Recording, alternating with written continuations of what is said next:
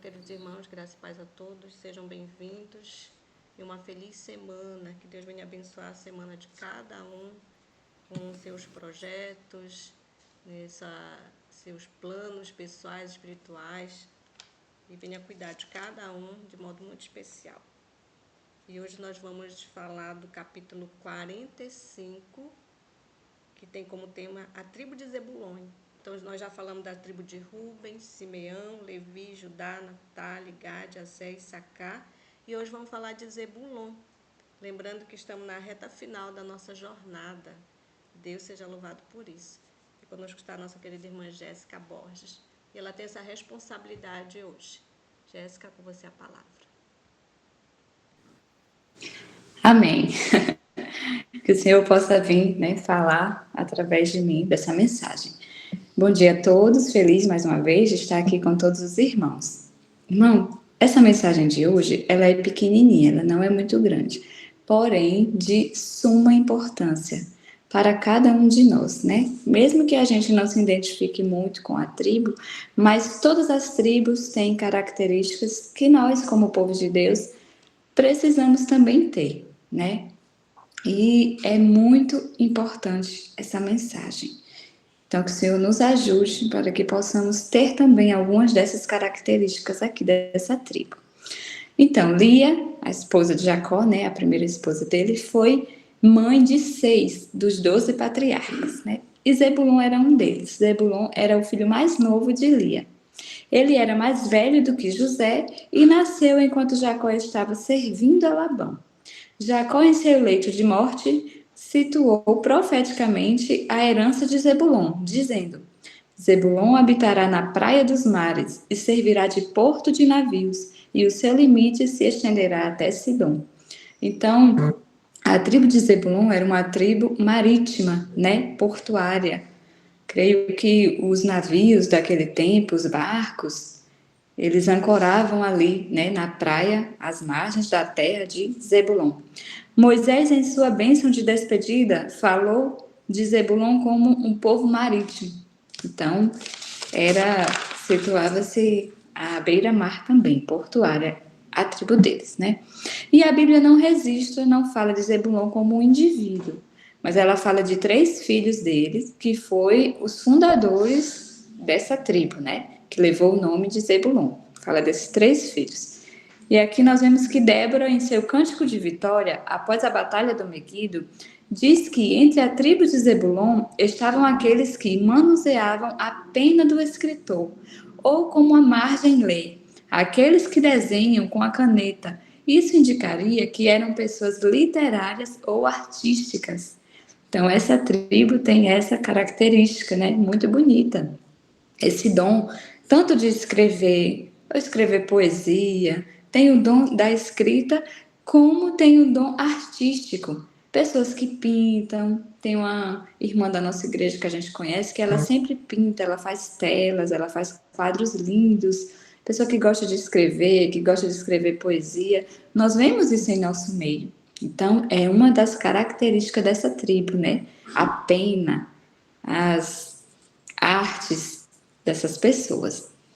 Na batalha que era um tipo da grande batalha de Armagedon, Zebulon expôs a sua vida à morte nas alturas do campo, ou de acordo com a leitura da margem, expuseram suas vidas à ignomínia. Deus e sua causa eram mais preciosos a eles do que suas próprias vidas ou sua reputação. Então, na batalha que teve, Zebulon, ele não pensou 2 vezes. Ele se doou, né? Essa tribo se doou nessa batalha e a causa de Deus era mais importante. Então, é uma também das características dessa tribo, que na hora da crise, na hora da dificuldade, eles não medem esforços para defender a causa de Deus. 12.000 dos 144.000 entrarão na cidade de Deus sob o nome de Zebulon. 12.000 que, quando os inimigos do Senhor são numerosos e populares, arriscam suas vidas até a morte nas alturas do campo.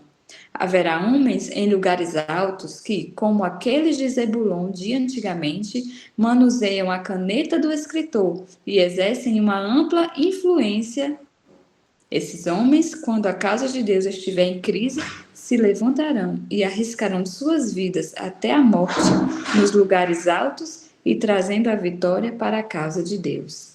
Então, irmãos, aqui fala, né, que esses homens, quando tiver uma crise na nossa igreja, uma crise grande, que nós sabemos que virão, né, muitas dessas crises. Então, eles não pensarão duas vezes, eles arriscarão até suas próprias vidas, seus recursos para defender a causa de Deus. E também pela pena, né? Aqui fala, manuseio a caneta do escritor e exerce uma ampla influência. E a irmã White tem um texto que ela fala, né, que defenderão a verdade pela voz e pela pena.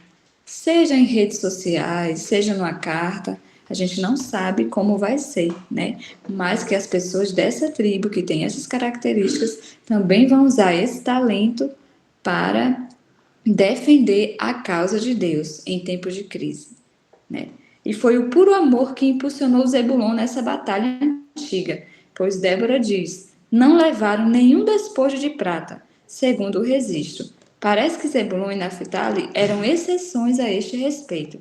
Se eram mais prósperos nos bens deste mundo e mais capazes do que as outras tribos de ir à batalha como guerreiros autossuficientes, o registro não afirma. Então, essa tribo era uma tribo próspera. Ela era uma tribo que tinha bens, que tinha dinheiro, né? Diferente das outras tribos, que muitas vezes, depois da batalha, o Senhor deixava eles pegarem algum despojo, a prata, o ouro, às vezes ficava tudo para eles, né? Mas fala que Zebulon não tinha essa necessidade, que eles, na hora da crise, arriscavam tanto a vida quanto os seus próprios recursos para a causa de Deus. Embora Zebulon e Naphtali não tenham amado a Deus mais do que as outras tribos, ainda assim, segundo o registro apresentado por Débora, parece que eles mudaram a maré da batalha ao arriscar suas vidas e não ganharam nenhum dinheiro pelos seus serviços. Então, como já mencionado, né, eles arriscavam tudo pela causa de Deus sem interesse algum, sem ter nenhum benefício. Parece que Zebulon era uma tribo inteligente, abençoada com os bens deste mundo. Mas quando surgiu uma crise na causa do Senhor, os encontramos arriscando tudo para manter a honra do nome de Deus. Então, como já mencionado, né? Na hora da crise, eles arriscavam tudo. Além da sua vida, todos os seus recursos também. Mais de 200 anos depois, houve uma crise na causa de Deus. Saul morreu e o sincero de coração em Israel veio a Davi em Hebrom, para lhes entregar o reino de Saul, conforme a palavra do Senhor. Cada tribo estava apresentada, mas nenhuma tribo excedia Zebulon em número e equipamentos. 50.000 guerreiros experientes vieram, trazendo seus próprios instrumentos de guerra.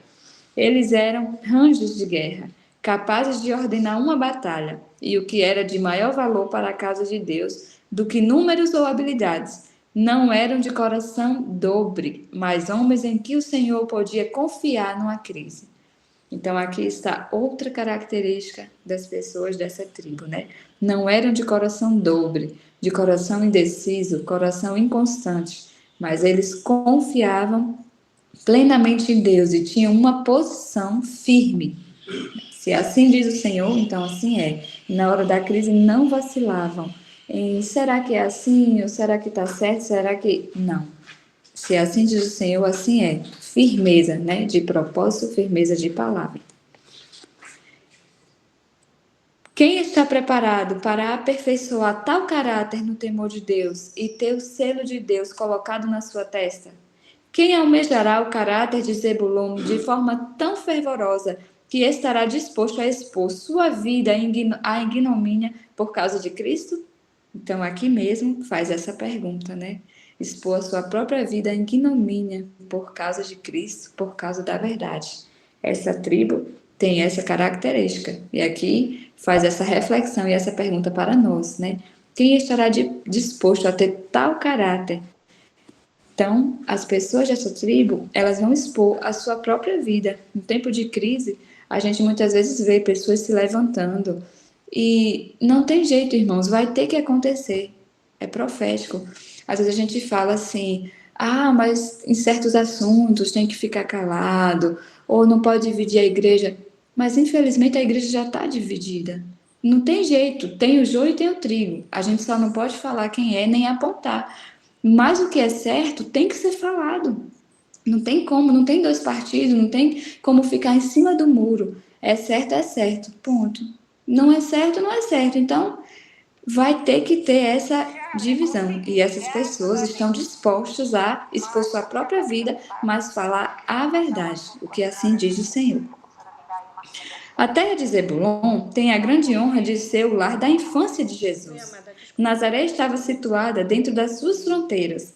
O povo daqui teve a oportunidade de ver e ouvir mais de Cristo do que as pessoas de qualquer outro lugar. Então foi uma tribo privilegiada. Teve Jesus como o seu mestre, né? Foi privilegiada ao ouvir as palavras de Cristo. Isaías profetizara que a terra de Zebulon veria uma grande luz.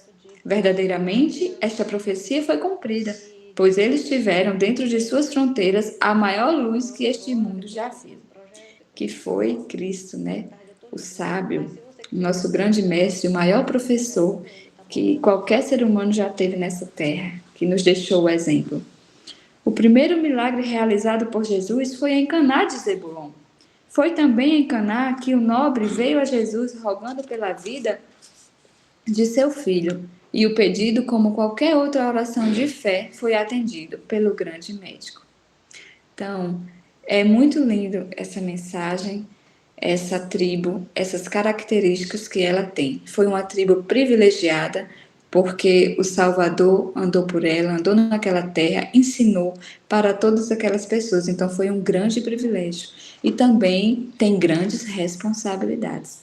Como eu falei aos irmãos, é uma mensagem pequenininha, já se encerrou aqui, mas de grande importância para nós. Ela mesma faz o apelo. Quem está preparado para aperfeiçoar tal caráter no temor de Deus e ter o selo de Deus colocado em sua testa? Quem almejará o caráter de Zebulon de forma tão fervorosa que estará disposto a expor a sua vida à ignomínia por causa de Cristo?